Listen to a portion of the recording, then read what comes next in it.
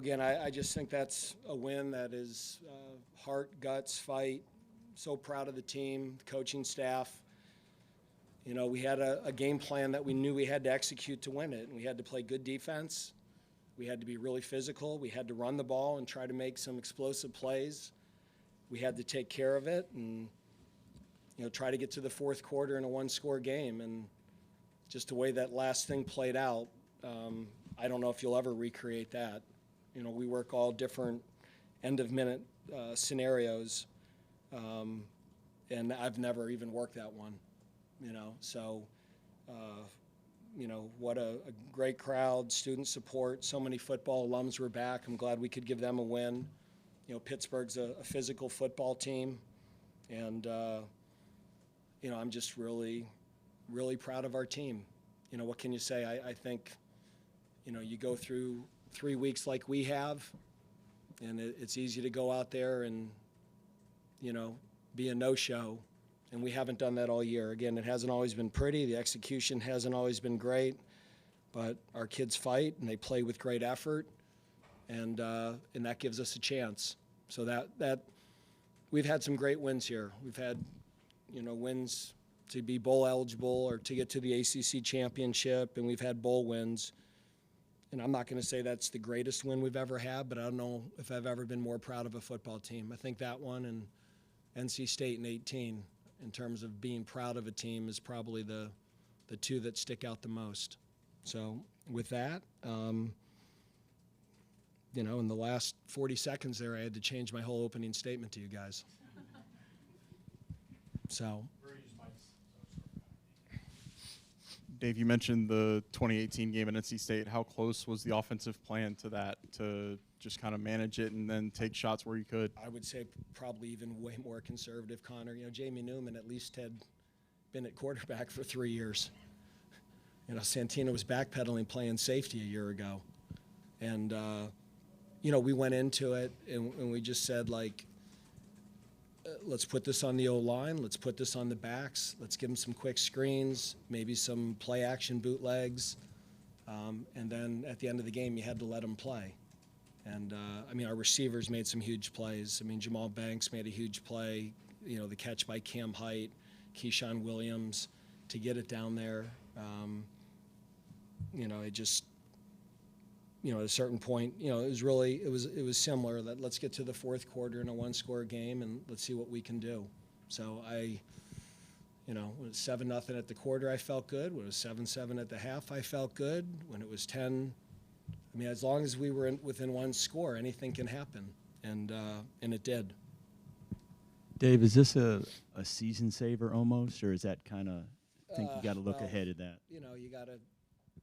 You know, if you go to the end of the year and you're 4-8, I don't know if it's a season saver, but, you know, part of every football season, right, is keeping as many goals alive as you can.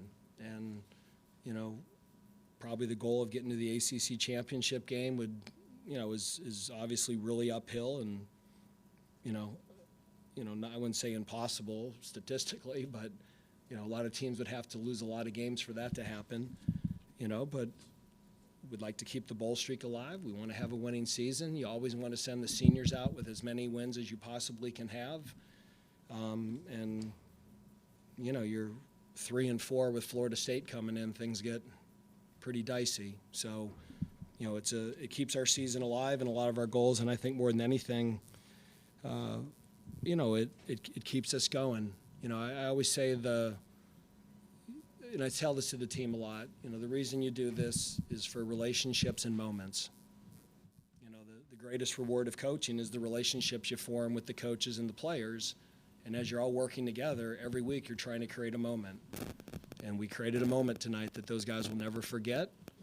And we'll go back in there tomorrow and we'll tell them the down block they missed and the tackle they missed and where their eyes were wrong. And then on Tuesday we'll have practice. Then on Wednesday you guys will ask me, how are we going to ever stop Florida State from scoring 80 points? And you'll forget about this win. That's the nature of what we do. I won't, but you guys will. Dave, talk about Santino's performance. I mean, at what point during the week did you know that he was going to have to be the starter? And then talk about his performance today. Do I have to answer the first question honestly? You'll answer it however you want. We pretty much knew all week it was going to be Tino, and obviously we didn't want Pitt to know that. So, I mean, barring a miracle, it was going to be Tino. But you know, Tuesday was shaky. Wednesday a little better. Thursday, and I think, you know, Warren Ruggiero did a nice job of limiting the offense to things that he understands and things he could do. And, you know, the shame of it is he threw a perfect post that really should have been a touchdown early. You know, that would have been a great way to get him going and get some confidence. But the kid has some mental toughness to him, that's for sure. And not just for the game, but for his career. Dave, you're at the 15-yard line. There's like 12 seconds to go. It probably would have been pretty easy to just kind of center the ball and tie this game up and go into overtime, but instead you gave Santino another chance there to kind of win it. Talk about that play call and the fact that you believed in him to make one more play, even coming after throwing the ball away the previous Yeah, there was possession. a little conversation between the offensive coordinator and myself, and I didn't want to go to overtime. I really didn't. You know, I just thought, you know, they were down some guys in the secondary and down some corners, and I thought our receivers had made some jump ball catches. And if you say, did you feel better about trying to score from the 15 in 2 plays or winning in overtime, I think I felt better. And if that ball had been short, we were not kicking a field goal. You know, we were going to spike it and then try to win the game there. You know, if the ball's on the 1-inch line, you know, your odds of winning it are better there by scoring than by going in overtime. So really did not want to make it an overtime game, and we didn't, you know. And again, we're up here claiming victory, right? If their quarterback doesn't slide early, this is a completely different press conference. So, you know, I'm not going to pretend that we outcoached him or outsmarted him, or, you know, it's sometimes you get a little bit lucky, and you know, it's a great lesson that we'll show our players that you can't as soon as you start to slide. So it's kind of ironic, isn't it? Dave, you're in here surrounded by family. Like you already mentioned, the number of alums, their attendance. Just emotionally, what does this mean for you and for your program to come away with this type of a win? You know, like I said, Les, it's a great moment, and it's always great to share it with your family. I mean, I've got my wife and kids and parents and cousins and really good friends here, and I'll be in a much better mood tonight with them because of this. You know, again, if he ran another yard, I'd be up in my bedroom by myself feeling sorry for myself, and now I'll actually be a little social and have a good time with them. So it's again, Les, it's a moment. It was a great moment, and I'll never forget it.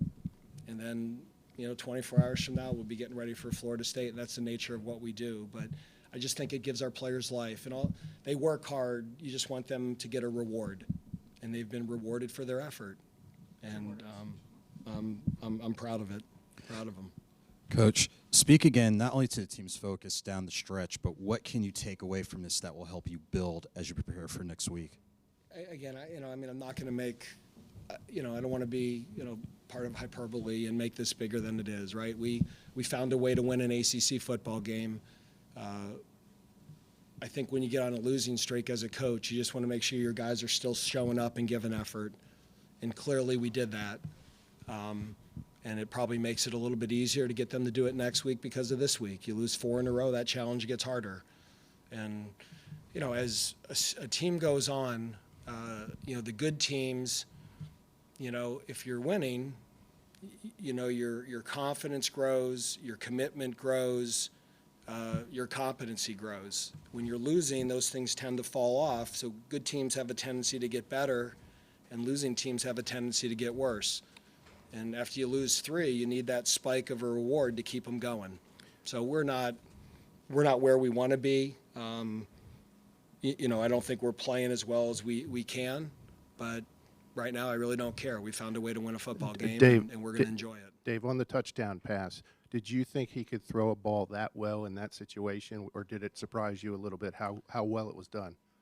I was surprised he threw it to the tight end because like we had called that play before, and every other time he just automatically threw it to the outside guy. And so, but he's got that little sidearm sling, and he can throw the back shoulder to the tight end, and what a great play by Cam Height. So, all right, thank you all. Yeah.